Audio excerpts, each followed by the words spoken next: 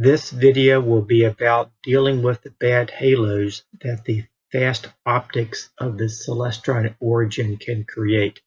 My image I will work with will be the Western Veil, which has a bright star.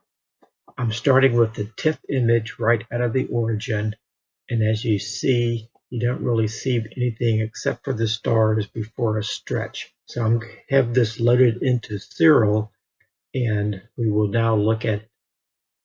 If I do a auto stretch, you see everything looks blue, so we need to correct the colors. If I unlink the color channels, it looks better, but we need to solve the problem actually in the linear mode. So the first thing I would do is a photometric color calibration. So color calibration, photometric color calibration, and have to make sure the focal length and pixel size are correct. They are at the moment. Now I have to actually find the image, and in my case it is New General Catalog 6960. Hit find, see if it finds it. It did, and then I can hit OK down here to do the color calibration. This will look up in the database all of the stars and then adjust the colors appropriately for the true color of the stars. Now at this point, this is all I really wanted to use Serial for, so I'm going to put it back in linear mode and then save the file as a TIFF. I now have that color corrected TIFF file loaded into Affinity Photo, which I will use for the rest of the video. It has a healing brush control, which I will use at the end to take care of the bad halo. So first of all, you can't see any nebulosity here, so we need to do some stretching. I'm going to start out with just some simple level adjustments to start to bring out the nebulosity. So to start with, I'm just going to play around with the levels, and then just keep doing this until, and play around with the levels in the black level. I mean the gamma and the black level. Just going to do this a few times to start to bring out the nebulosity. Do this 2 or 3 times here. I want to make sure I don't actually clip anything with the black level. You don't want to lose any data.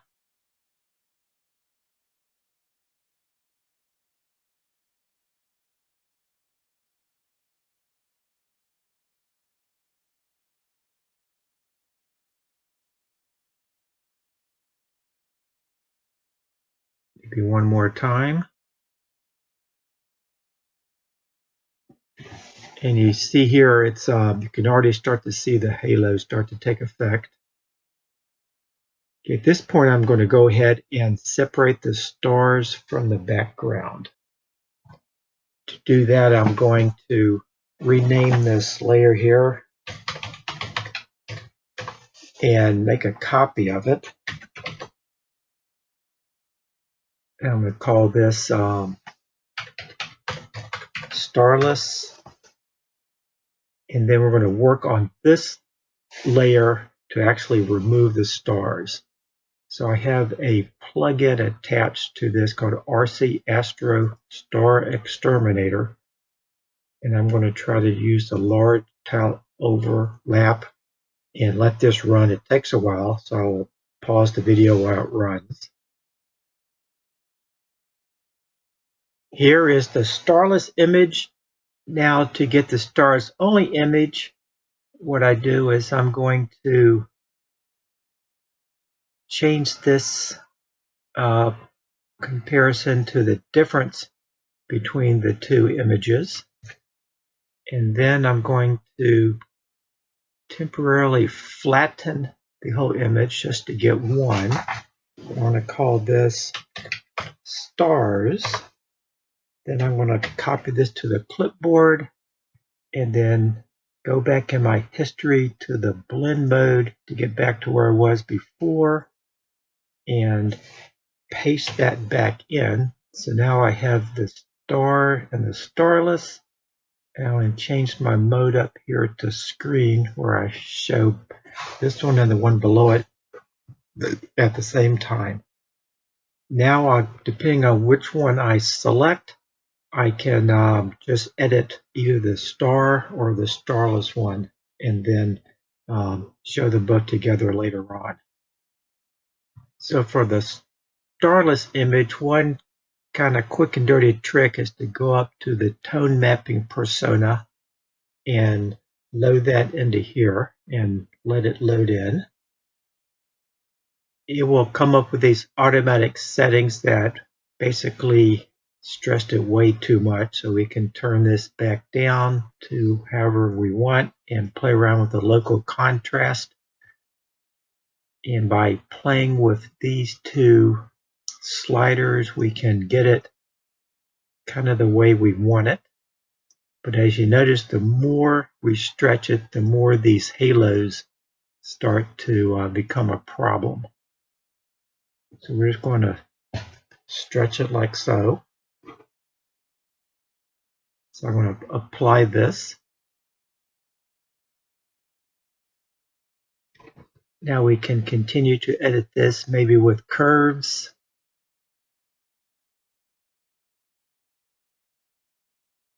And we can try to lower the black point where we don't need it.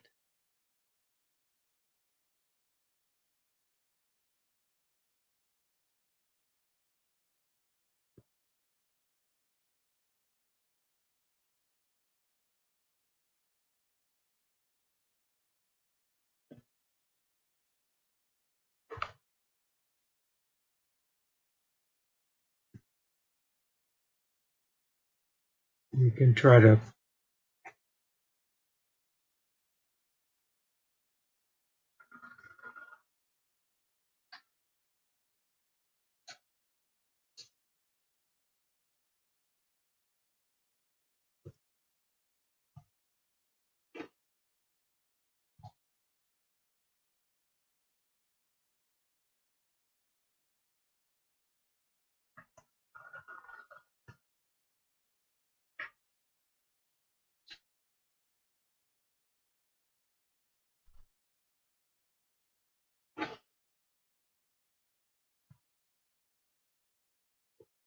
now try to apply some anti-noise.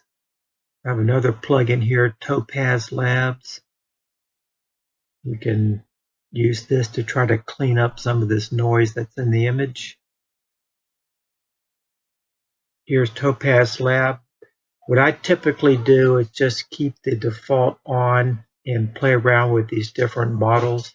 So here's standard, clear, low light, and severe noise. In this case, I like the severe noise correction the best. So I'm going to hit apply here.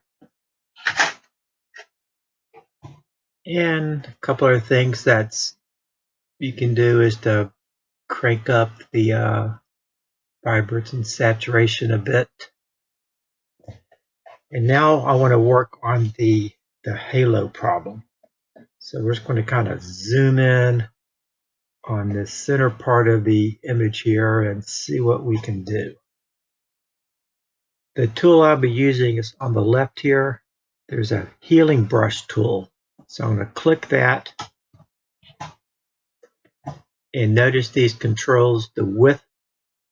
Right now it's at 33 pixels. The opacity, the flow, the hardness. And you can see how big the circle is here. I'm going to make this bigger. In this case, to try to deal with a larger, that's too big.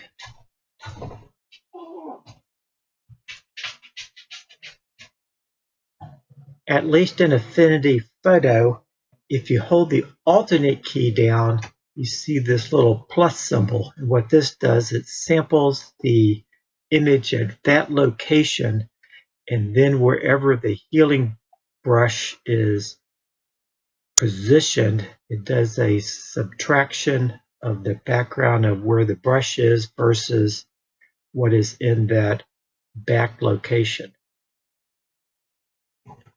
One thing I forgot to mention, you have to turn this lock off over here to do this. So we're going to, you have to actually hold alternate key down and click, and that saves the image. Now we can start to press and do the healing brush. And you can see that when I do this, wherever that little plus is, it samples that background. And I can do this a couple times and start to work on cleaning this up.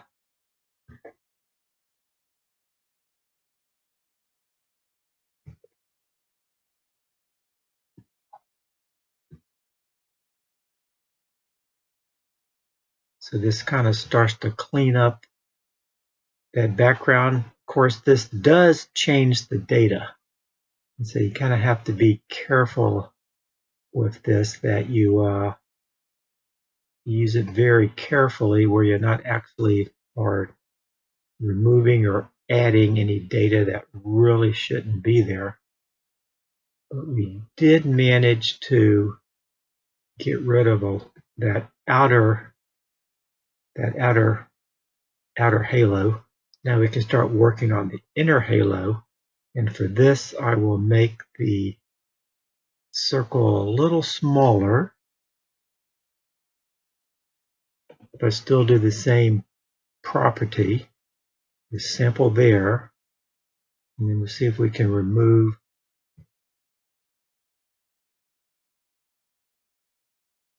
some of this.